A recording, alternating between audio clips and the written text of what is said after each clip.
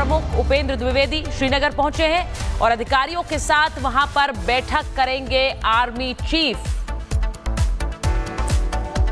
तो ये बड़ी खबर आपको बता रहे हैं, सेना प्रमुख उपेंद्र द्विवेदी श्रीनगर पहुंचे हैं, एलजी मनोज सिन्हा से मिलेंगे और अधिकारियों के साथ बैठक भी करेंगे। हमले वाली जगह भी जाएंगे सेना प्रमुख। तो देखिए किस तरीके से एक के बाद एक एक्शन हो रहा है और लगातार सरकार और सेना एक्शन मोड में नजर आ रही है। सेना प्रमुख उपेंद्र द्विवेदी जो श्रीनगर पहुंचे हैं, एलजी मनोज सिन्हा से उनकी मुलाकात भी होनी है, अधिकारियों के साथ बैठक भी आर्मी चीफ करने वाले हैं और जहां पर हमला हुआ था पहलगाम में, उस जगह पर भी सेना प्रमुख जाएंगे।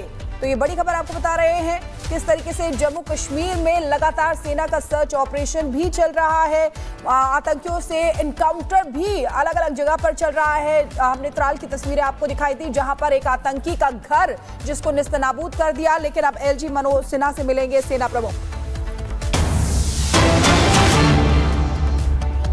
और बड़ी खबर आपको बताएं कि पहलगाम अटैक को लेकर सूत्रों से जो खबर आ रही है, आतंकियों ने हमास के पैटर्न पर ही हमला किया।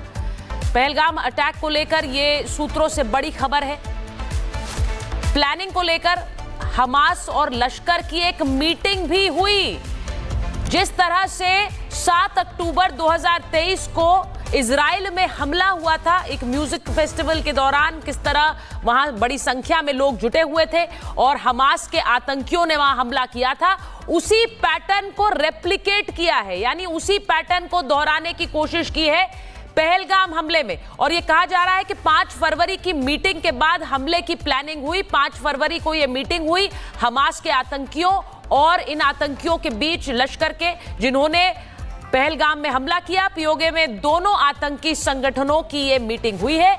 लश्कर ने हमास आतंकियों को बुलाया था। अब मैं आपको ये बताऊं कि जिस तरह से ये खबर पहले सूत्रों के हवाले से आ रही थी, ये वीडियो भी आया जिसमें लश्कर और हमास के आतंकी साथ दिख रहे थे।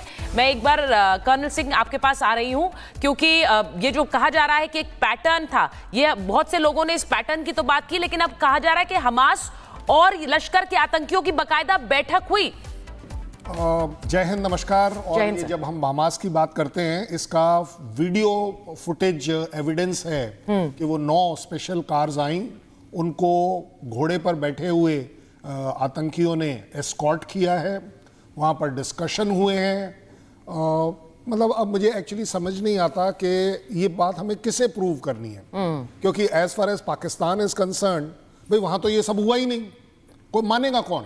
ज्यादा बड़ी बात ये है। लेकिन हमें अपने आप ये जितना हम होमवर्क करते हैं उससे फायदा ये होता है कि we are able to give a feedback to Israel. और बाय द वे, इजराइल ने भी इस मीटिंग को कंफर्म किया है।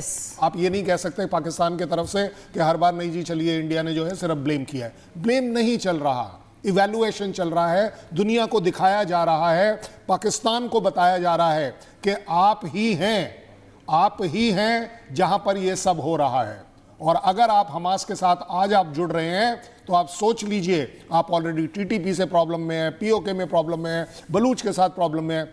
हमास ने पैलेस्टीन को क्या दिया? फ्रीडम दे दी, आपको दे देगा।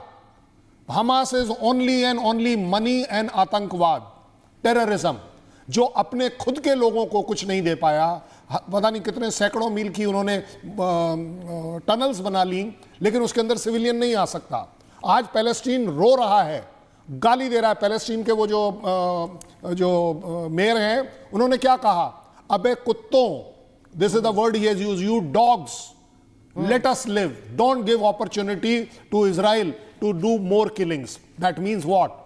आज पैलेस्टीन रियलाइज कर रहा है उसकी सारी प्रॉब्लम इजराइल नहीं है, हमास है। अब अगर पाकिस्तान को लग रहा है कि ये प्रॉब्लम वो मेरे यहाँ पर, भारत के यहाँ पर एक्सपोर्ट कर पाएंगे, गारंटी ले लीजिए, आपने पहले भी अफगान वाले हमारे पास भेजे थे, आज आपका खुद का गले का फंदा बने हुए हैं, गले की फांस बने हुए, पता नहीं क्या क्या बने हुए हैं। आपके यहाँ पर एक नया ट्रेंड स्टार्ट हो रहा है, आपका आर्मी चीफ मौलाना बन गया है, आजकल वो हिंदू मुस्लिम देख रहा है। ज्यादा बड़ी बात, हमास से आप लेंगे क्या? हमास से आप हथियार ले पाएंगे? नहीं ले पाएंगे। हमास ऑलरेडी बिजी है।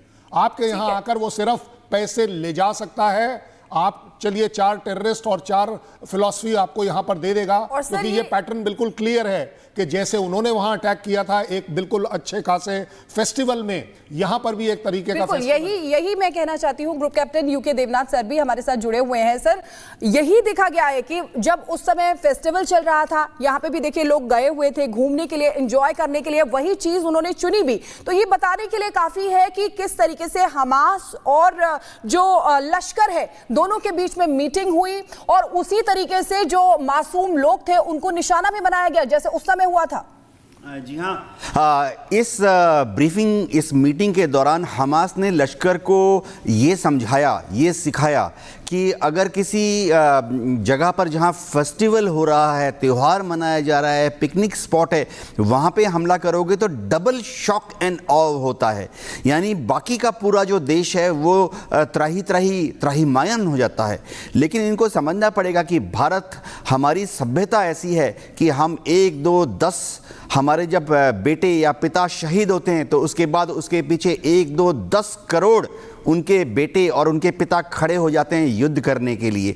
हमास ने शायद ये सोचा होगा कि वो लश्कर तौबा को सपोर्ट दे रहे हैं, लेकिन वो भूल रहे हैं कि भारत सरकार ने अभी तक हमास के ऊपर अपनी दया दृष्टि रखी है। भारत सरकार ने अभी तक हमास पर बैन नहीं लगाया है, लेकिन हमास अगर इसी तरह से भारत विरोधी कार्रवाइयाँ करता रहेगा तो वो दिन भी दूर नहीं है जब भारत सरकार हमास पर बैन लगा देगी, हमास के जितने सपोर्टर्स भारत में हैं उनका वीज़ा कैंसिल कर देगी, उनकी जितनी प्रॉपर्टी है, चल और अचल संपत्ति, उनको भी जब्त कर लेगी। जी, जैसा आपने कहा, और कल बेंजामिन नेतन्याहू ने बात भी की है प्रधानमंत्री नरेंद्र मोदी से फोन पर, तो ये बिल्कुल क्लियर है कि जो हॉटलाइन है ये ओपन है इजराइल और भारत के बीच। भारत ने एक बार फिर से दोहराया है कि एक बर्बरता भरा कृत्य था